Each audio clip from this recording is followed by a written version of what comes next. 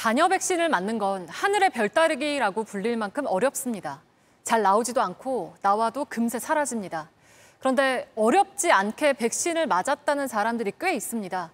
병원에 아는 사람이 있으면 된다는 지인 찬스 얘기도 들립니다. 정말 이게 가능한 건지 추적보도국 최승훈 기자가 추적해봤습니다.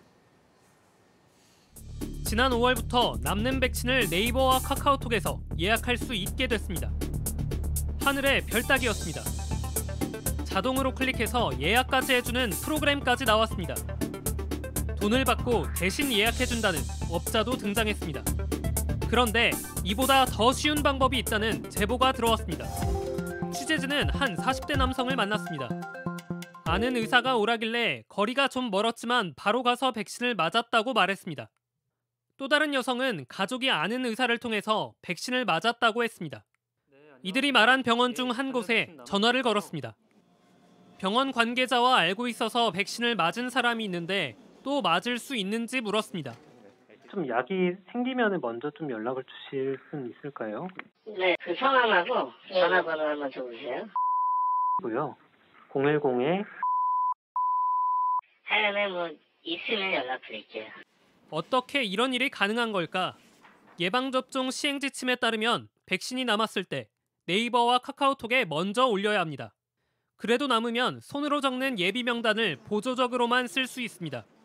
이 기회도 인터넷 사용이 상대적으로 쉽지 않은 만 60세 이상이나 만성 질환자 등에게 먼저 줘야 합니다.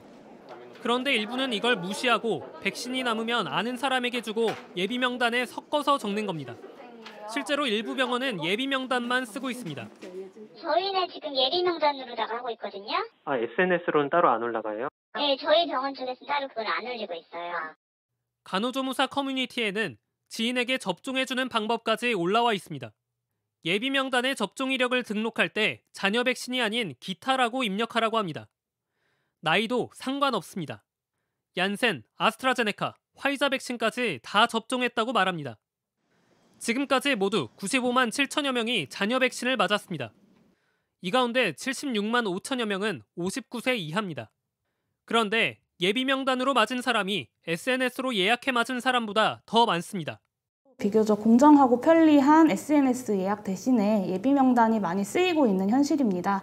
공정성에 문제가 생기지 않도록 질병관리청은 이렇게 예비 명단이 편법적인 통로로 쓰일 수 있다고 설명했습니다. 모든 국민이 공정하게 접종을 받을 수 있도록 예약 창구를 일원화하는 등 접종 체계를 보완할 필요가 있습니다. JTBC 최승훈입니다.